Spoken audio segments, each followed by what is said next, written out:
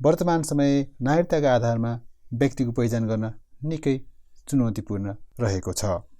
यस्तै खालको चुनौतीको सामना गर्न र सार्वजनिक सेवा सुविधा सहज र छिटो छरितो रूपमा नागरिकलाई प्रदान गर्नका लागि राष्ट्रिय परिचय पत्रको विकास र सुरुवात गरिएको छ। राष्ट्रिय परिचय पत्र मूलतः सूचना प्रविधिमा आधारित रहेको छ, जसमा नागरिकको डिजिटल फोटो, 10 औँलाको औँठा छाप, 2वटा आँखाको आइरिस लगायतको व्यक्तिगत वा जैविक विवरण साथै नागरिकता, बसाइसराई, विवाह दर्ताको स्क्यान प्रति समेत रहनेछन्। नमस्कार, तपाईँ हेर्दै हुनुहुन्छ एपटेक फोरम युट्युब च्यानल।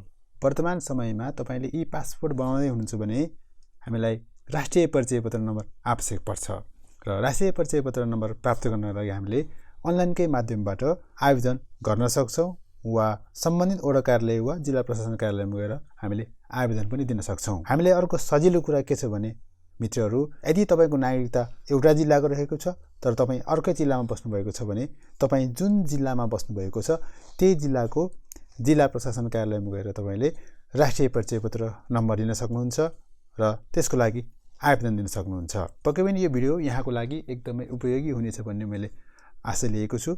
आउनुहोस्, ढिला नगरिकन आजको टपिकलाई सुरु गरौँ। अनलाइनको माध्यमबाट राष्ट्रिय परिचय पत्रको लागि कसरी आवेदन गर्न सकिन्छ, यस विषयमा यो भिडियो रहनेछ।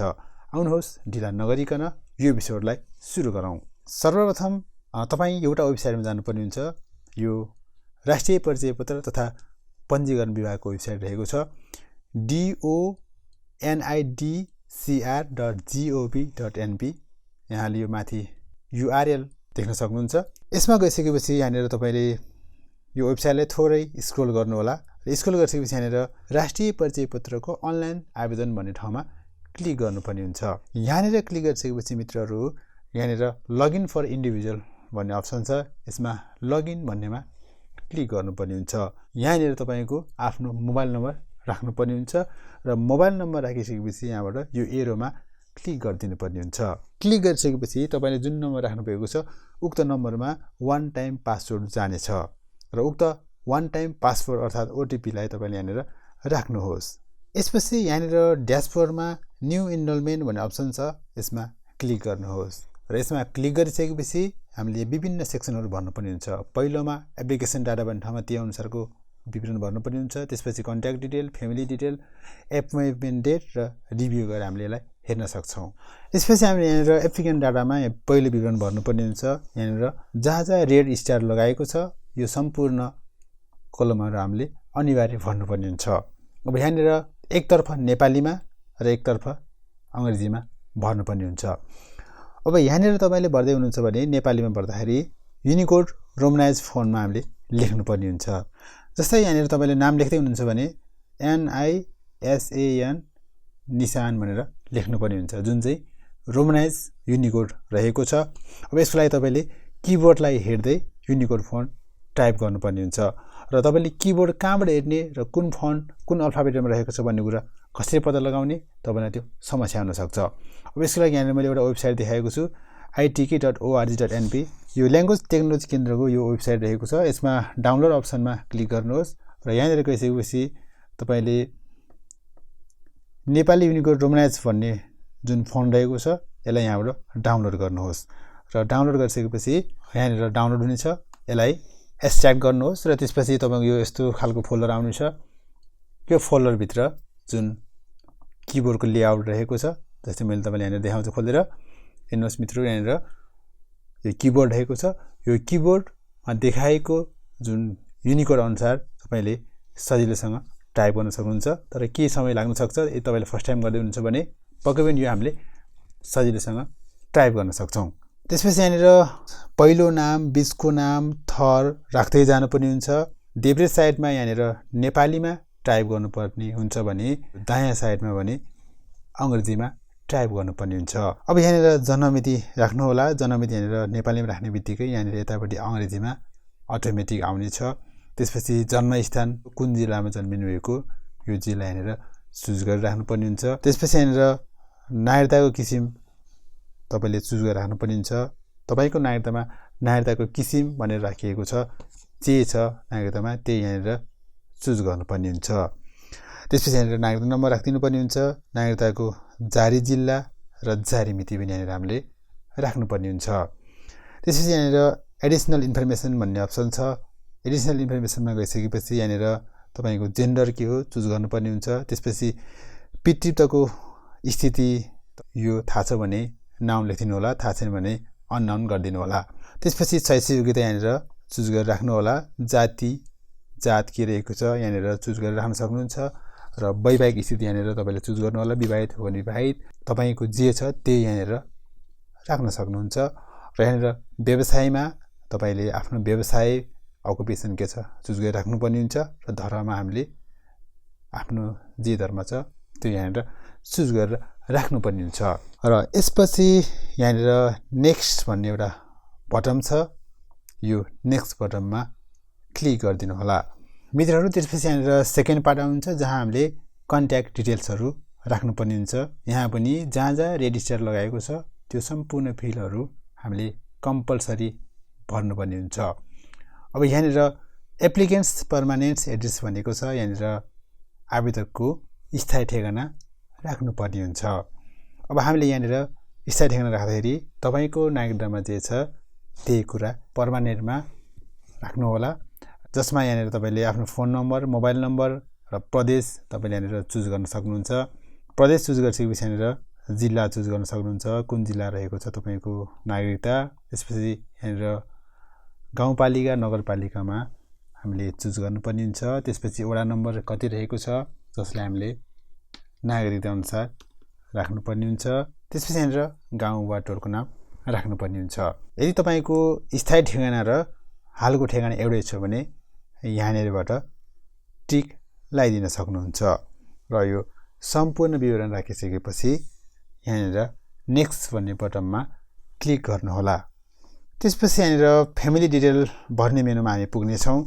यहाँनिर फ्यामिलीको डिटेलहरू राख्नुपर्ने हुन्छ। यहाँनिर जस्तै फादर डिटेल, बुवाको डिटेल राख्नुपर्ने हुन्छ। एकतिर नेपालीमा एकतिर अङ्ग्रेजीमा राख्नुपर्ने हुन्छ, जसमा पहिलो नाम, दोस्रो नाम, नागरिकता प्रमाणपत्र नम्बर लगायतका विवरणहरू यहाँनिर हामीले भर्नुपर्ने हुन्छ। अब यहाँ पनि जहाँ जहाँ रेड स्टार लगाएको छ त्यो सम्पूर्ण विवरण भर्दै जानुपर्ने हुन्छ। र त्यसपछि यहाँनिर फादर अर्थात् बुवाको स्थायी ठेगाना पनि एउटै हो भने यहाँनिर कपी टु गरिदिन सक्नुहुन्छ। यसै गरी यहाँनिर आमाको डिटेल्सहरू राख्नुपर्ने हुन्छ। आमाको नाम, थर, नागरिकता प्रमाणपत्र नम्बर, राष्ट्रियता नम्बर। यदि आमाको ठेगाना पनि सेम छ भने यहाँनिर कपी एप्लिकेसन पर्मानेन्ट एड्रेसमा टिक लगाइदिनु होला। बाजेको नाम, बजेको नाम पनि यहाँनिर राख्नुपर्ने हुन्छ। त्यसपछि यहाँनिर स्पाउसको डिटेल राख्नुपर्ने हुन्छ। यदि तपाईँ श्रीमान हुनुहुन्छ भने श्रीमतीको र श्रीमती हुनुहुन्छ भने श्रीमानको डिटेल यहाँनिर राख्नुपर्ने हुन्छ। र यो सम्पूर्ण डिटेल राखिसकेपछि यहाँनिर पुनः नेक्स्ट गर्नुपर्ने हुन्छ मित्रहरू। त्यसपछि हामीले एपोइन्टमेन्ट सेक्सनमा गएर हामीले यहाँनिर एपोइन्टमेन्टको डिटेलहरू भर्नुपर्ने हुन्छ। अब यहाँनिर तपाईँले कुन प्रदेशबाट राष्ट्रिय परिचय पत्रको लागि आवेदन दिँदै हुनुहुन्छ त्यो प्रदेश चुज गर्नुपर्ने हुन्छ। त्यसपछि यहाँनिर कुन जिल्ला हो त्यो जिल्ला चुज गर्नुपर्ने हुन्छ। र त्यसपछि हामीले यहाँनिर ध्यान दिनुपर्ने कुरा के छ भन्दाखेरि अहिलेको यस समयमा सबै गाउँपालिका, महानगरपालिकाका सम्पूर्ण वडाहरूमा यो बायोमेट्रिक सिस्टम चाहिँ पुगेको छैन। अब यसै गरी यहाँनिर मानौँ यहाँनिर भरतपुर महानगरपालिका भने मैले यहाँनिर राखेँ। यहाँनिर राख्ने बित्तिकै यहाँनिर जस्तै कुनै पनि वडा मैले चुज गरेँ र त्यसपछि यहाँनिर बायोमेट्रिक्सको स्थान चाहिँ आउँदैन, किनभने बायोमेट्रिक गर्नको लागि सबै वडाहरूमा अहिले सर्भिस एभाइलेबल छैन। अब यसको लागि नेपालको सबै जिल्लाहरूको जिल्ला प्रशासन कार्यालयमा पनि यो सुविधा भएको हुँदा हामीले जिल्ला प्रशासन कार्यालयलाई नै छनौट गर्नुपर्ने हुन्छ। जस्तै मैले जिल्ला प्रशासन कार्यालय छनौट गरेँ, बायोमेट्रिक्स दिने स्थान भनेको छ यहाँनिर हामीले जिल्ला प्रशासन कार्यालय नै चुज गर्नुपर्ने हुन्छ। यदि तपाईँले कुनै पनि वडाहरू चुज गर्नुभयो भने चाहिँ त्यो वडामा बायोमेट्रिक सुविधाहरू पुगेको हुँदैन।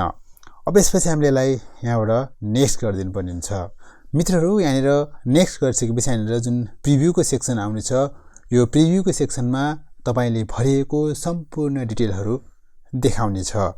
त्यसपछि यो सबै डिटेललाई तपाईँले एकचोटि पुनः चेक गर्नुहोला र चेक गरिसकेपछि यहाँनिर मिति र समय एपोइन्टमेन्टको देखाएको छैन, यो हामीले सबमिट गरिसकेपछि मात्र देखाउनेछ। र यसपछि अन्तिमतिर जानुहोला र यहाँनिर सबमिट बटनमा ओके गर्नुहोला। अब त्यसपछि यहाँनिर युआर स्योर भन्ने कुरा आयो। हामीले यो सबमिट गरिसकेपछि यसलाई हामीले पुनः एडिट गर्न मिल्दैन, त्यसैले यसलाई एकचोटि कन्फर्म गरेर मात्रै सबमिट गर्नुपर्ने हुन्छ। अब यसलाई मैले यहाँनिर ओके गरेँ। अब यहाँनिर यो प्रिन्टरको जस्तो आइकन देखिएको छ, यहाँनिर गएर तपाईँले प्रिन्ट गर्न सक्नुहुन्छ र यसलाई प्रिन्ट गरेर तपाईँले रोजेको छानेको जिल्ला प्रशासन कार्यालयमा गएर फर्म बुझाउन सक्नुहुन्छ। अब यो फर्मसँगै हामीले के डकुमेन्ट लैजानुपर्ने हुन्छ त? पक्कै पनि यो एकदमै महत्त्वपूर्ण रहन्छ। हामीले यो फर्मसँगै सक्कल नागरिकताको प्रमाणपत्र लिएर जानुपर्ने हुन्छ। यदि तपाईँ विवाहित हुनुहुन्छ भने महिला पुरुष जो भए पनि तपाईँले विवाह दर्ताको सक्कल प्रमाणपत्र लिएर जानुपर्ने हुन्छ। यदि तपाईँको बसाइसराईहरू रहेको छ भने बसाइसराईको सक्कल प्रमाणपत्र साथमा लिएर जानुपर्ने हुन्छ। साथसाथै तपाईँको पासपोर्ट लगायतका अन्य डकुमेन्टहरू छ भने पनि सँगै लिएर जान सक्नुहुन्छ। पासपोर्ट लगायतका अन्य डकुमेन्टहरू चाहिँ कम्पलसरी छैन, यसलाई तपाईँले नलाँदा पनि फरक पर्दैन। मित्रहरू, यहाँनिर यो अहिले मैले सबमिट गरेको फारममा एपोइन्टमेन्टको लोकेसन मात्रै देखाएको छ, यहाँनिर डेट र टाइम देखाएको छैन। यदि तपाईँकोमा लोकेसन, डेट र टाइम देखाएको छ भने तपाईँ सोही तोकिएको डेटमा गएर, तोकिएको समयमा गएर सम्बन्धित कार्यालयमा गएर तपाईँले आफ्नो फर्मलाई सबमिट गर्नुपर्ने हुन्छ। यदि लोकेसन, डेट, टाइमहरू पूर्ण देखाएको छैन भने तपाईँले फर्म भरे पश्चात तोकिएको कार्यालयमा गएर यो फर्मलाई बुझाउनु पर्ने हुन्छ र बुझाइसकेपछि सम्बन्धित कार्यालयले बायोमेट्रिक फोटो खिच्ने लगायतका सम्पूर्ण कामहरू त्यहाँबाट गर्नेछ। पक्कै पनि यो भिडियो यहाँको लागि एकदमै उपयोगी भयो होला भन्ने मैले आशा गरेको छु। अहिलेलाई यति नै। यदि तपाईँ यस युट्युब च्यानलमा नयाँ हुनुहुन्छ भने कृपया च्यानललाई सब्स्क्राइब गर्न, भिडियोलाई लाइक गर्न, भिडियोमा आफ्नो कमेन्टहरू राख्न नभुल्नुहोला। अहिले यति नै, धन्यवाद।